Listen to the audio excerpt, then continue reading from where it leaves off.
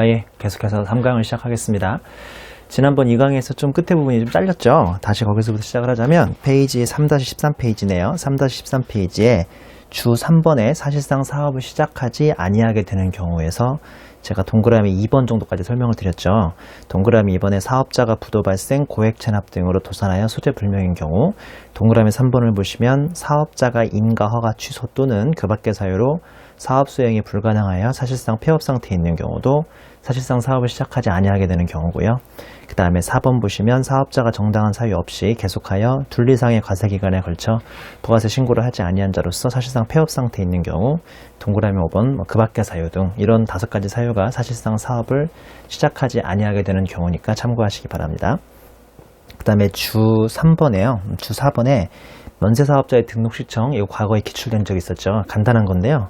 법인세법이나 소득세법의 규정에 의해서 등록한 자로서 면세사업을 영위하는 자가 추가로 과세사업을 영위하고자 하는 경우에 사업자 등록 정정 신고서를 제출한 때에는 사업자 등록 신청을 한 것으로 봄. 자, 이거 무슨 말씀이냐? 우리 그 면세사업자, 이 면세사업자는 제가 말씀드린 것처럼 부가세법상 납세 의무자가 아니지 않습니까? 납세 의무자가 아닙니다. 근데 이 면세사업자도 아무리 부가세법에서는 납세 의무자가 아니라고 하더라도 이 사람이 법인이면 법인사업자로 등록이 돼 있을 거고요. 이 사람이 개인이면 아마 개인사업자로 등록이 돼 있을 겁니다. 어려운 말 아니시죠? 다만 부가세법에서만 납세 의무자가 아니니까 부가세법상은 등록이 안 돼 있겠죠. 내용이 보신 것처럼 이 사람이 면세사업을 하다가 이번에 뭘로 바뀌게 됐어요? 여기다가 플러스 과세사업을 더하게 됐습니다. 그럼 이 사람은 이제 부가세법상 납세 의무자예요? 납세 의무자 아니에요? 이제는 VAT법상 납세 의무자로 바뀌죠. 자, 그러니까 원칙대로 뭐를 해야겠습니까? 원칙은 사업자 등록증을 새로 신청해야죠. 부가세법에 의해서. 근데 이 사람은 사업자이긴 사업자였습니다. 기존에도 법인사업자였기 때문에, 법인사업자나 개인사업자였기 때문에 지금 보시는 것처럼 별도로 사업자 등록증을 새로 신청할 필요가 없이 그냥 사업자 등록 정정신고서죠. 기존에 있던 법인사업자나 개인사업자의 사업자 신청만, 사업자 등록증만 변경만 해주면 이 사람은 바로 사업자 등록을 신청한 것을 본다는 간편한 그 예외 되겠고요. 마지막으로 참고를 보시면 개별소비세법 또는 교통에너지환경세법상 신고에 따른 부가세법상 사업자 등록 등의 의제라고 해서 올해 일부 약간 개정이 있었는데, 그 다음에 내용을 보시면요. 개별소비세법 또는 교통에너지환경세법에 납세 의무가 있는 사업자가 개별소비세법 또는 교통에너지환경세법에 따라 다음의 구분에 따라 신고를 하는 경우에는 해당 구분에 따른 등록 신청 또는 신고를 한 것으로 봄. 그러니까 이 사람은 개별소비세법 아니면 다른 교통에너지환경세법에서 그 법에 준거하여 뭔가를 바꾸면 그게 부가세법에서도 자동으로 정정된다, 뭐 변경된다, 이런 게 지금 이 규정에 실릴 텐데요. 동그라미 1번하고 2번만 보시면 동그라미 1번 개별소비세법 또는 교통에너지환경세법에 따라서 이 사람이 그 법률에 근거해서 개업신고만 하더라도 우리 부가세법에서는 사업자 등록의 신청으로 본다는 뜻이고요. 간편하겠죠. 이렇게 되면요. 2번에 보시면 개별소비세법 또는 교통에너지환경세법에 따른 휴업이나 폐업이나 아니면 변경신고만 해도 알아서 부가세법에서도 휴업, 폐업, 신고 또는 등록사항의 변경신고로 봐준다라고 이해하시면 되겠습니다. 별로 어렵거나 중요한 내용은 아니니까 간단하게 정리하시면 되겠네요. 자, 우리 뒤에 문제 한번 풀어보겠습니다. 12번 문제죠. 14페이지의 12번 문제입니다. 사업자 등록에 관한 설명으로 옳지 않은 것은 2011년 CTA 기출문제네요. 1번 보시면 추가로 사업장을 개설하여 둘 이상의 사업장이 있는 사업자는 사업자 단위로 해당 사업자의 본점 또는 주사무소 관할 세무서장에게 등록해야 한다라고 되어 있는데요. 이 틀렸네요. 1번부터. 왜냐하면 아시겠지만 사업자가 별다른 전제나 신청이 없었다면 원칙은 사업자 단위가 아니라 사업장 단위가 돼야 할 테니까 요거는 지금 사업자 단위로 주사무소 관할 세무서장에 등록하라고 했으니까 너무 좀 앞서갔죠. 그래서 1번이 오답 되겠습니다. 나머지 4개는 어떻게 맞았는지 한번 공부 한번 해볼까요? 2번을 보면 관할 세무서장은 부가세 업무의 효율적인 처리를 위하여 필요하다고 인정하는 때에는 사업자 등록증 갱신 발급할 수 있다. 뭐 정확히 맞는 설명이 있고요. 3번 보시면 사업자가 폐업하는 경우 사업장 관할 세무서장은 지체 없이죠. 등록 말소는 제가 지난번 강의에서 말씀드린 것처럼 뭐 3일, 5일 그다음에 시비를 요하는 게 아니라 지체 없이, 부가세법에서 상당히 빠른 시간을 지체 없이라고 말한다고 그랬죠. 자, 그 다음에 4번 보시면 사업자가 배우자의 명의로 사업자 등록을 하고 실제 사업은 자신의 계산과 책임으로 영위하는 것으로 확인되는 경우에는 타인 명의 등록에 따른 가산세가 부과되지 아니한다. 구체적인 것은 나중에 8절 가산세에서 다시 한번 설명드리겠지만 부부간에는 타인 명의 등록 가산세가 성립되지 않습니다. 그러니까 쉽게 얘기해서 배우자, 와이프 이름으로 사업자 등록을 했는데 이 사모님이 혼자 치킨집에서 닭을 튀기다가 일손이 부족하면요, 남편 일손도 돕고 뭐 빌리고 서로 그럴 거 아닙니까? 그래서 원래 부부가 서로 같이 사업을 하는 게 일반적이다 보니까 부부끼리는 타인 명의 등록 가산세가 성립하지가 않습니다. 이것도 나름대로 되게 기본적이면서 중요한 명제니까 잘 기억해 두세요. 5번을 보시면 신규로 사업을 시작하려는 자는 사업 개시일 전이라도 사업자 등록을 할 수 있다. 제가 이런 요약에서 우리나라의 대부분 사업자는 이렇게 먼저 신규로 사업 개시 전에 사업자 등록을 한다고 그랬으니까요. 5번도 정확히 맞는 설명이겠습니다.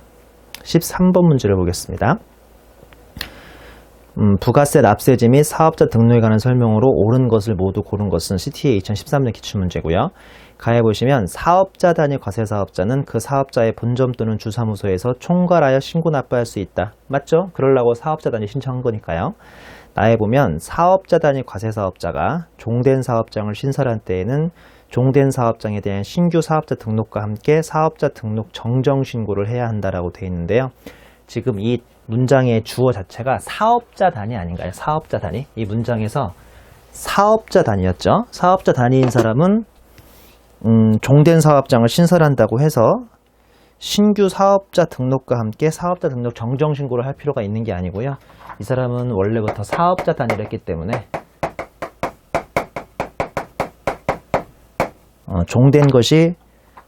종된 사업장이 신설된다고 해도 별도로 사업자 등록에 대해서 정정 신고를 할 필요는 없겠습니다. 그 다음에 다해 보면 계속 사업자가 사업자 단위로 등록하려면 사업자 단위 과세사업자로 적용받으려는 과세 개시 20일 전까지 등록하라고 했으니까 맞는 설명이고요. 그 다음에 라에 보면 법인이 주사업장 총괄 납부를 하라는 경우 지점을 주된 사업장으로 할 수 있다. 이것도 제가 사업자 단위 과세랑 많이 서로 구분하라고 그랬죠. 주사업장 총괄 납부는 지점이 가능합니다. 그러니까 라가 맞는 설명이고, 그 다음에 마지막으로 마가 틀렸겠군요. 신규로 사업을 개시하는 자가 주된 사업장에서 총괄하여 납부하려는 경우에는 사업 개시일부터 20일 이내에 주사업장 총괄 납부 신청서를 제출해야 한다고 되어 있는데요. 아시겠지만 사업 개시일부터가 아니라 주된 사업장에 사업자 등록증을 받은 날부터 20일 이내가 정답 되겠습니다. 자, 그 다음 페이지 15페이지 가면 빈출유형 공사의 기타 빈출유형인데요. 01의 부가가치의 개념은 워낙 많이 설명드린 거니까 그냥 간단하게 넘어가도 괜찮죠? 가운데 낀 이마트가 초코파이에서 물건값을 2,000원만 내고 현금결제 2,200원을 하고, 그 다음에 1,000원의 이익을, 그러니까 부가가치를 가산해서 최종 소비자에게 초코파이를 3,000원에 팔면서 현금결제는 3,300원을 받아오는 구조가 전형적인 부가세 과세 구조겠죠. 그럼 가운데 낀 이마트는 자신의 부가가치세인 100원만 내면 간단하게 납부가 끝나고 있고요. 제가 지금 설명드린 것이 양가로 1번의 공제법이라고 해서 부가가치는 매출액에서 매입액을 빼는 방식으로 산정하고 있습니다. 매출액 3,000원에서 매입액 2,000원. 이게 이제 부과된 가치고요. 양가로 이번에 가산법의 부가가치 구성 요소인데요. 박스를 보시면 부가가치 1,000원을 임금, 지대, 이자, 이윤으로 가산을 시켰죠. 그 밑에 그림 하나가 있는데 아까 제가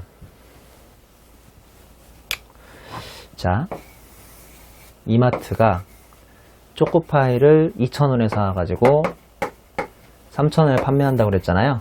그럼 부과된 가치가 이 사이에서 에디드된 밸류가 1,000원이라고 했고요. 이렇게 하는 방법도 있지만 밑에 있는 것처럼 이렇게 이마트가 1,000원을 버는데 4가지 정도의 경제 주체가 공헌을 한 거죠. 그 경제 주체 4가지를 보면 임금, 즉 노동자들이 임금으로 약 400원을 공헌했고요. 지주들이 이제 땅을 제공해줬고 거기에다가 이마트를 지었다는 소리겠죠. 그렇게 해서 300원을 공헌했고, 이자, 이마트가 물건을 사오려고 해도 돈이 필요하잖아요. 그래서 자본가나 어느 정도 그 은행의 신용을 공용할 수 있는 자가 이자로 약 200원을 공헌했고, 이 요소들을 다 더해서 경영자가 이마트를 잘 경영해서 이윤을 100원을 남긴 거죠. 한마디로 이 4가지에다가 또 10%씩 과세를 하면 400원에 10% 과세 40원, 300원에 10% 과세 30원, 그 다음에 200원에 10% 과세 20원, 100원에 10% 과세 10원을 또 과세하면 전형적인 몇 중 과세다? 전형적인 이중 과세가 되겠습니다. 왜 전형적인 이중 과세인지 알죠? 보시다시피 여기서 이미 2,000원에 사와서 3,000원에 팔아서 1,000원의 부가가치 남긴 거에 10%인 100원을 부가세로 가져갔는데 다시 한번 여기에다가 또 40, 30, 20, 10원을 과세하면 전형적인 이중과세이기 때문에 결론적으로 말씀을 드리면요. 우리가 3절에서 배우실 영세율과 면세에서 요 부가가치의 구성요소라고 하는 임금, 그 다음에 지대, 그러니까 토지마라는 거죠. 그 다음에 이자, 한마디로 금융보험용액인데요. 이 세 가지는 언제나 면세한다는 것을 다시 한번 기억하시면 되겠습니다. 자, 16페이지를 보시면요. 부가가치의 계산 방법이라고 해서 이번 챕터에서는 이 내용이 상당히 중요한 내용이겠죠. 자, 과거에도 기출된 적이 있는데요. 박스를 보시면 양가로 1번에 전단계 거래공제법하고 양가로 2번에 전단계 세액공제법이 지금 자리 잡고 있습니다. 기타 빈출령에서는 그나마 이제 이 내용이 중요하겠습니다. 보면 양가로 1번의 전단계 거래공제법은 매출액에서 매입액을 뺀대요. 제가 아까 매출액이 3,000원이라고 그랬고요. 매입액이 2,000원이라고 그랬으니까 3,000원에서 2,000원 빼서 10% 과세하면 VAT가 100원. 실제로 모든 이론 설명하고 이론 요약은 이렇게 하죠. 근데 문제는 뭐냐면 우리 부가세에서는 2번을 채택하고 있는 거 아시죠? 전단계 세액공제법이라고 해서 매출액, 즉 여기 매출액 3,000원에다가 곱하기 세율 10%를 먼저 더하고요. 그 다음에 매입세액은 세금계산서로 입증되는 것만 빼주죠. 세금계산서로 입증되는 것만 빼주기 때문에 이런 방식으로 해야만 반드시 앞사람한테 세금계산서를 착착착 받아오겠죠. 이렇게 해줘야 이제 전단계 세액공제법으로 해줘야 매출액, 즉 과세표준 3,000원에 10% 세율 곱한 다음에 세금계산서에 의해서 입증되는 매입세액만 아주 뭐라고 할까요? 그 수동적으로 빼주는 제도. 그러니까 앞사람한테 물건을 사오고 10%를 더 주면 무조건 세금계산서를 받아와야 자신의 세금에서 빼주기 때문에 우리나라에서는 전단기 세액공제법을 채택하고 있습니다. 제가 그 밑에 부연 설명을 써놨는데요. 수학적으로는 어차피 두 개 다 가로를 벗기면 똑같은 공식이거든요. 그렇긴 하지만 세법에서는 이 2번의 방식을 적용하는데 1번은 매출액에서 매입액을 자동으로 빼주기 때문에 부과된 가치, 즉 1,000원이 과세표준이 되는 거죠. 보시다시피 1,000원이 과세표준이 되는데 2번은 매출액에다가 세율을 곱하기 때문에 3,000원이 과세표준이 됩니다. 이 두 개는 완전 세법에서는 다릅니다. 수학적인 공식은 같지만 세법에서는 두 가지는 완전 차이가 있습니다. 자, 그리고 2번에서는 매입세액을 공제받으면 자신에게 공급하는 자로부터 반드시 세금계에서 제가 앞으로 텍스 인보이스, TI라고 강의할 텐데요. 이 텍스 인보이스를 받아와야만 수동적으로 200원을 빼주는 구조입니다. 꼭 전단계 세액공제법이라는 걸 기억하셔야겠습니다. 자, 그 다음에 3번으로 내려오시면 소비주국 과세원칙인데요. 제가 소비주국 과세원칙의 취지를 그림으로 설명을 해놨는데 그냥 결론만 아시면 되는데요. 결론적으로 전 세계적으로 생산지국, 즉 생산해서 수출한 나라에서 부가세를 붙이는 게 아니라 소비지국, 즉 상대방 입장에서 수입해올 때 부가가치를 붙이기 때문에 소비지국 과세원칙에 의해서 수출하는 모든 거래는 영세율이 적용된다라고만 그냥 결론을 내리시면 1차 수업 목적으로는 충분하다고 할 수 있겠습니다.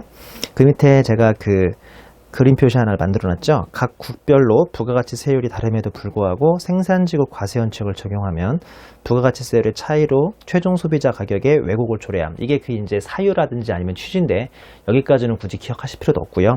자, 화살표만 기억하시면 되는데요. 수출하는 경우 소비지국, 그러니까 생산지국인 수출하는 나라 말고 소비지국, 수입하는 나라를 말하는 거죠. 소비지국에서 부가가치를 붙임. 즉 수출하는 국가에서는 영해세율로 수출품을 선적하게 됨. 이 소비지국 과세원칙이라는 대원칙 때문에 대부분 국가에서는요. 수출하는 물건에 대해서는 영세율을 적용하고 있는 겁니다. 자, 04. 이게 한참 유치했던 문제들에는 이제 04번도 답답형으로 물어보곤 했습니다. 다음 중 우리나라 부가세 특징이 아닌 것은 1번 전단계 거래액공제법, 꼭 이런 걸 하나로 오답으로 집어넣고 했었죠. 전단계 거래액공제법, 2번 간접세, 이렇게 물어보곤 했었는데 요새는 이게 한 문제 자체로 출제되기보다는 그냥 한 문제에서 문자 하나 정도는 충분히 나올 수 있겠습니다. 내용을 보시면 일반 소비세, 특별 소비세가 아닙니다. 즉 특별한 소비에 대해서만 부가가치를 붙이는 게 아니라 일반적인 소비에 대해서는 면세가 아니라 부가가치를 붙인다는 게 이 규정의 취지고요. 그 다음에 간접세. 간접세는 꼭 기억하셔야죠. 간접세는 납세 의무자하고 담세자를 다른 것을 간접세라고 부릅니다. 우리나라 부가세가 전형적인 간접세인 거 아시죠? 납세 의무자하고 담세자가 다른 것이 전형적인 부가세 특징입니다. 자, 아까 이마트가 2,000원에 사온 초코파이를 3,000원에 팔면요, 결론적으로 자기가 100원을 납세를 하고 있지만 최종 소비자가 부담하는 사람은 최종 소비자가 되죠. 이런 식으로 납세 의무자는 보통 가운데 낀 사람인데요, 실제로 그 세금을 부담하는 담세자는 최종 소비자가 되기 때문에 이 부가세가 우리나라의 가장 전형적인 간접세가 되겠습니다. 수업 목적으로 여기까지 아실 필요는 없을 텐데요. 여러분 아시겠지만 직접세가 더 좋아요? 간접세가 더 좋아요? 국가는 둘 중에 뭐를 더 좋아하게요? 국가는 일단 세금이라고 하면 뭐든지 좋아합니다. 근데 그 중에서 굳이 하나만 고르자고 하면 간접세를 더 좋아하죠. 왜냐하면 간접세는 소위 뭐가 없으니까요. 소위 조세, 무슨 항입니까? 조세 저항이 없어요. 조세 저항이. 그러니까 우리가 이 분필이 100원이라면 이거 부가세는 원래 분필값은 90.9원이고 부가세가 9.9원 들어가 있는 거잖아요. 그러니까 나는 부가세 9.9원 안 낼 테니까 분필을 90원에 주시오라고 얘기할 수는 없으니까 이 간접세는 최종 소비자가 거부할래야 거부할 수 없는 세금이고요. 그래서 국가가 상당히 조세 저항이 없으니까 좋아한다고 하죠. 자, 넘겨보시면 17페이지에는 05의 과세기간이 나와 있습니다. 아주 간단하죠. 이거는 빨리빨리 읽어보겠습니다. 양가로 1번 원칙을 보시면 반가로 1번의 계속사업자는 1기와 2기로 나뉘고 있고요. 반가로 1번의 계속사업자 중에서 간이과세자는 1월 1일부터 12월 31일까지 한 기로 하고 있습니다.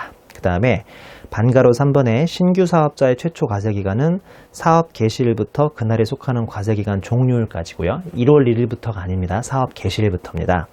그 다음에 반가로 4번의 폐업자의 최종기간은 과세기간 시작일, 즉 1월 1일이나 아니면 7월 1일이겠죠. 그날부터 폐업일까지.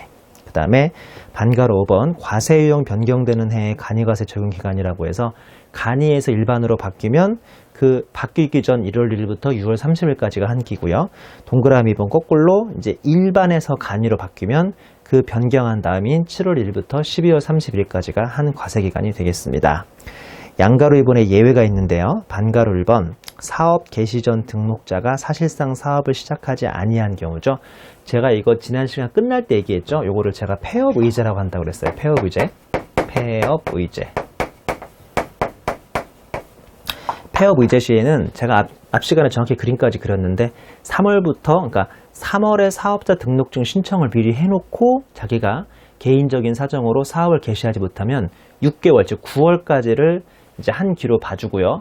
9월이 끝난 다음에까지 사업을 개시하지 못하면 폐업 의제를 한다고 그랬죠. 그러면 3월부터 그 9월까지 6개월이 한 기가 되는 겁니다. 내용 읽어보시면 사업 개시 전 등록자가 정당한 사유 없이 6개월 이상 사업을 시작하지 않은 경우에는 폐업한 것으로 의지함. 이때에는 등록일부터 폐업일까지가 한 과세기간이라고 아마 지난 시간에 제가 그림으로 설명했던 기억이 납니다. 반가로 2번, 이것도 간단하죠. 간이과세를 포기한 경우라고 해서 포기 전후를 각각 한 기로 본다고 되어 있는데 개시일부터 포기 신고일이 있는 달의 말일까지가 한 과세기간이고 포기 신고일이 있는 달의 다음 달 1일부터 과세기간 종료일까지가 한 과세기간이니까 한마디로 간이과세를 포기하면 그 포기한 달까지와 포기한 다음 달이 이렇게 가운데 토막으로 나뉘어가지고 두 기로 나누어진다라고 생각하시면 되겠네요.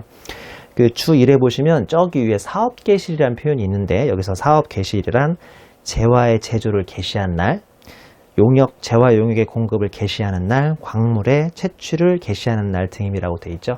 쉽게 얘기해서 우리의 음식점을 예를 들면 음식점이 이렇게 신장 개업하는 날 있지 않습니까? 왜 그 삐에로 아저씨하고 나레이터 언니들하고 막 불러가지고 뭐 안녕하세요, 뭐 이 동네 쭈꾸미 가게가 뭐 오픈했습니다, 뭐 이렇게 하는 날 있잖아요. 이제 그날 같은 경우가 용역의 공급을 개시하는 날, 한마디로 신장 개업한 날 정도 생각하시면 되겠네요.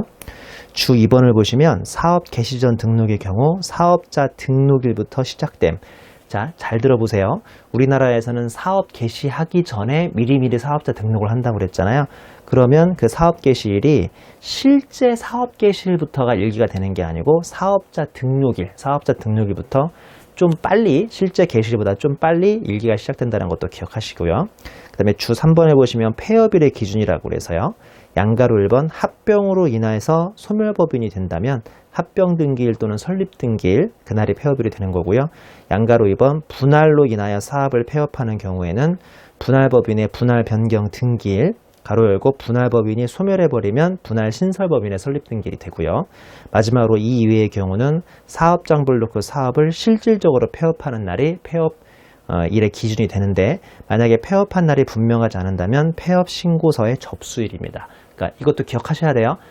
우리나라에서 일반적으로 폐업을 할 때는 나 오늘 딱 폐업하겠어 라고 딱 선언하고 폐업하는 게 아니라 끝은 항상 흐지부지해서 끝나버리거나 사업자가 도망가 버림으로써 보통 사업이 폐지되는 경우가 많거든요.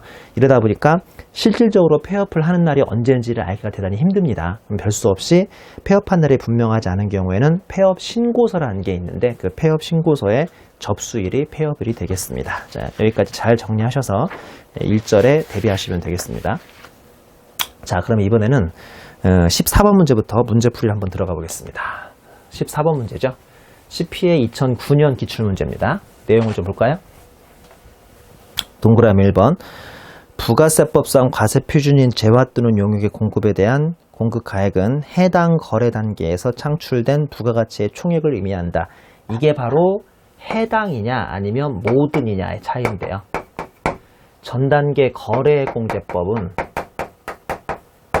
자, 어떻게 한다고 그랬냐면 매출세액에서 매입액을 뺀 다음에 곱하기 10% 한다고 그랬죠. 여기에 비해서 전 단계 세액공제법은요. 세액공제법은 매출액의 10%를 합니다. 매출액의 10%를 하고 빼기 매입세액을 하는 방식이죠. 맞죠? 맞죠? 이렇게 하면 자, 과표가 해당, 여기 해당 거래에서 창출된 부가가치 총액인지 아니면 모든 단계인지 보다시피 그 앞에까지 모든 단계의 10%니까요. 이제 요게 오답이 되겠습니다. 무슨 말씀인지 알죠? 전 단계 거래공제법하고 전 단계 세액공제법이 차이가 납니다. 분명히 똑같지 않다니까 반드시 한번 구별하셔야겠습니다. 자, 그 다음에 2번 부가가치세법은 부가가치를 직접 산출하여 과세하지 않고 전 단계 세액공제법에 따라 재화 또는 용역의 공급, 재화의 수입에 대하여 부가가치를 부과한다. 그러니까 2번도 1번하고 마찬가지 같은 그냥 취지로 생각하시면 되겠고요. 3번 전 단계 세액공제법은 매출액의 세율을 곱하여 여기 있죠? 매출액의 세율 곱합니다. 매출액의 세율 곱하여 거래징수한 매출세액에서 재화 등을 매입할 때 거래징수 당한 매입세액을 공제하여 부가가치 납부세액을 계산하는 방법이다. 정확한 전단계 세액공제법에 대한 설명이고요. 4번을 보시면 전단계 세액공제법에서 전단계 세액은 부가가치세법상 매입세액, 여기 있죠? 이 매입세액에 해당한다는 그런 말이고요. 자, 그 다음에 5번 보시면 부가세법상 납부세액을 산출함에 있어서 매출세액에서 매입세액을 공제하는 이유는 이전 단계에서 창출된 부가가치에 대한 중복과세를 회피하기 위한 것이다. 아까 그림에서 이마트는요.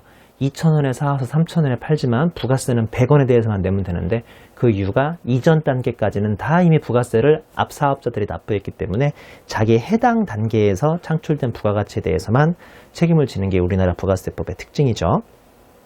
그래서 1번이 오답이 되겠습니다. 이번에는 15번 문제죠. 부가가치세 과세 제도에 대한 설명이다. 옳지 않은 것은을 물어본 문제입니다. 자, 1번을 보시면 둘리상의 사업장이 있으면서 본점 또는 주사무소 관할 세무서장에게 사업자단이죠. 사업자단위로 등록한 사업자는 본점 또는 주사무소에 총괄하여 부가세를 신고 납부할 수 있다. 맞는 말이죠. 사업자단위 과세 사업에 대한 사업자 등록에 대한 전형적인 설명이고요.